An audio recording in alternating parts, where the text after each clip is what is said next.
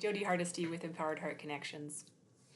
Most of us, many of us at least, have had past relationships, either with partners or even our family growing up, where we have had trauma or we've had really bad relationship experiences.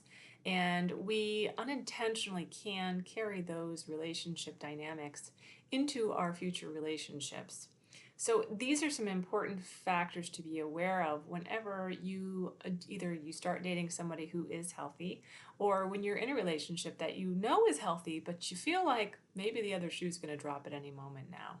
So it's a good kind of exploration process to go through to think about the ways in which your past relationships were triggering for you and what ways you might be unintentionally replicating that in your current relationship. So for example, say in your past relationship, your maybe ex got really tense or upset around holidays and maybe made them unpleasant. Made you feel badly about getting gifts, or made you feel badly just about celebrating in general. And so now in your new, healthier relationship, you're feeling really stressed out around holidays.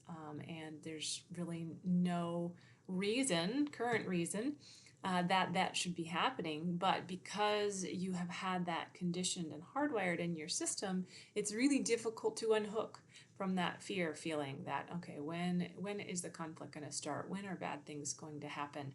And this can put us in a state of mind that has kind of an anticipatory trigger. So we're expecting conflict, so maybe we create conflict unintentionally. Maybe we're walking around so hypervigilant that conflict is going to happen. We're really tense and on edge and maybe snappy, and can kind of unintentionally reinforce that situation of having conflict even when there isn't conflict.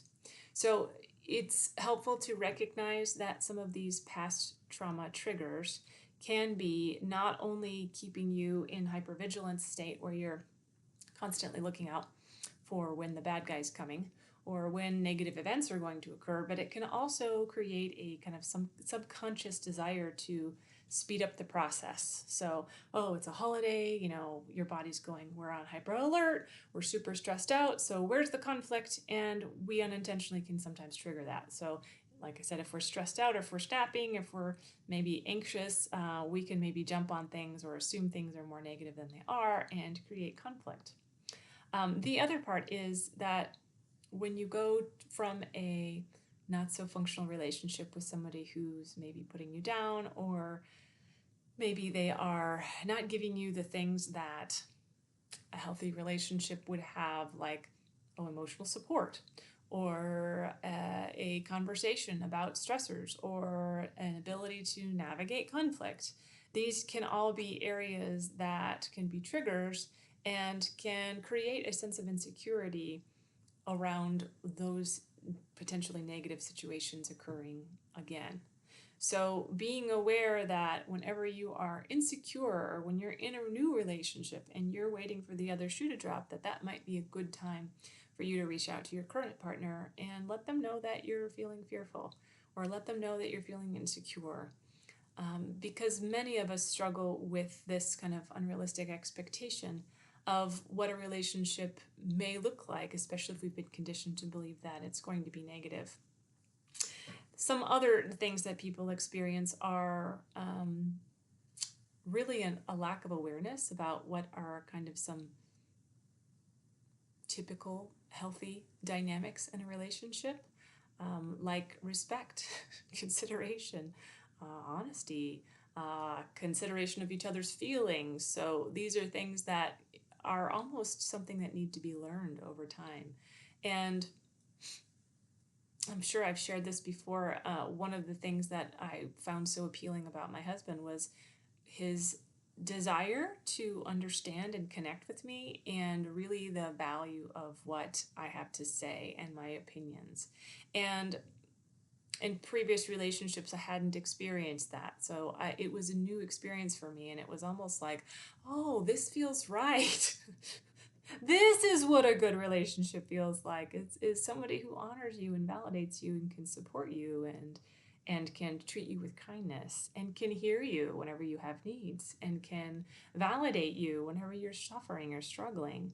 And not that it's always easy, because none of us are perfect, and none of us have had zero trauma in our pasts.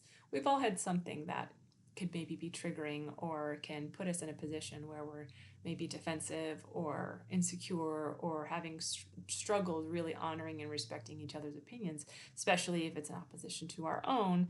But in a healthier relationship, these dynamics can be worked through. And this is why it's so important to make sure that when you are finally committing to someone or in a committed relationship, that you're continuing to develop your own sense of self, your own independence, your own identity around individuality, along with having that unity as a couple. Because if we become too dependent on our partner for our happiness, it's kind of draining. It's you cannot be the sole source of substance or sustenance for your partner. You have to find some way to fulfill your own needs independently. And the more that you're able to do that, the better you're able to come together and work through those issues. So, but it does take, obviously, an interconnectedness where you're able to share your feelings and your concerns with your partner, and they're able to work with you on that. And again, especially if this is around insecurities or fears around maybe even past relationships being replicated in this current relationship, that those are obviously not necessarily even accurate. It may not be happening at all, but it needs to be able to be addressed. You need to be able to go to your partner and say, hey, I'm feeling really insecure about whatever it is, about maybe you're going out of town. And in the past, whenever my partner has gone out of town, it's been really a bad situation. And so I'm feeling really triggered. Can you support me? And then to kind of work through a plan to help each other in those moments. So if that is a real triggering time, if maybe a partner's going out of town on a business trip, and in the past that's been a traumatic experience in previous relationships, you can find scenarios and situations that you can repair that situation in your current relationship. So make sure that you're reaching out frequently whenever you're traveling. Again, it doesn't mean 24 hours a day, that's too much, but that you're letting your partner know that you're there for them, you support them, and that they don't have to worry, that you know that they have some stressors around this issue, maybe some insecurities around this issue, and that it's okay for them to maybe lean on you a little more than they normally do during these times. And again, this doesn't mean if you're going out of town on business, you have to forfeit your business in order to accommodate your partner, but it does mean coming up with a solution that would be workable for the two of you. So does that mean, you have a maybe good morning text and, hey, I hope you're doing okay. Hope you're having a good day. I was thinking about you this morning. And then an evening or maybe even a lunch check-in. Hey, just thinking about you on my lunch break. And then an evening check-in. Hey, before I go to bed, I just wanted to make sure you're good and let you know I love and miss you, or wherever you are in your relationship, that I care about you and I miss you. To offer some reassurance in those moments, because we all have insecurities, and especially when we have baggage from previous relationships, which most of us do, we can't usually get out of them completely unscathed. But to make sure that you're clear with your partner about that, and again, that you're not coming at it from a you statement or an accusatory way. You're going to leave me this weekend, or you're going to abandon me this weekend, or you're going to cheat on me this weekend when you're gone.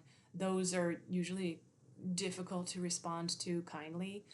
But really being aware of what your triggers are in those scenarios, like, okay, in the past, in my former relationships, this was really stressful for me, so I really need your support in this situation. Can you help me? Rather than you need to do whatever. We have to frame it in a way that I need support, I need help, because it's a whole lot easier to respond to someone who's asking for support than it is someone who's demanding that, first of all, you're wrong, and secondly, that you need to do something. You have to do something to accommodate me. It's much harder to respond to kindly than, I really need your help, I'm really struggling. And in the past this has happened and I'm really stressed out about it. I know that's not you, that's my stuff, but can you please help me with this? It's much easier to be kind and respond in a loving and supportive way whenever you know your partner's really suffering and they are struggling and they need your support, rather than the accusation. So this is what we're talking about when we're talking about those I statements. Is it's not I think you're a duty head, which is not effective. It is I am feeling lost. I'm really struggling. I'm feeling emotional. I really need some support. When we talk about it like this is really stressful. Include yourself in those conversations.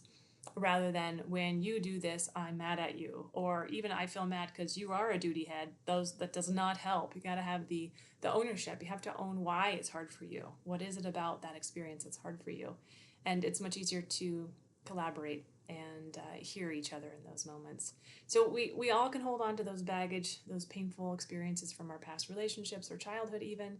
Sometimes things can come up even from long, long ago before we even really realize they were an issue.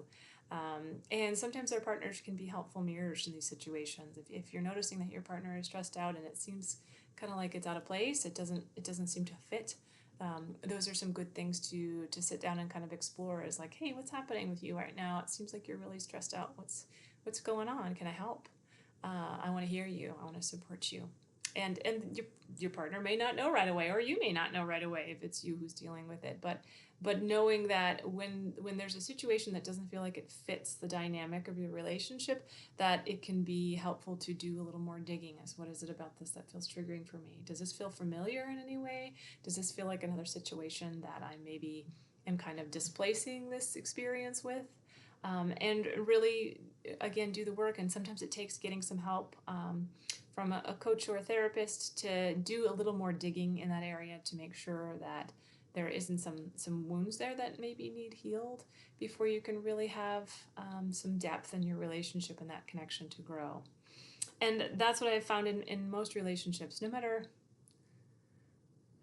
who we are, if we're willing to do the work, if we're willing to develop more self-awareness, if we're willing to work on our own independence and our own ability to repair our own needs, and we're willing to be supportive and compassionate to our partners, that's when our relationships can grow and excel, rather than staying stuck headbutting each other or staying stuck in conflict. So really allowing yourself to open up to, okay, what do I need to do for my own internal search, and what can I do to help support my partner in their internal search so we can grow together and not grow apart.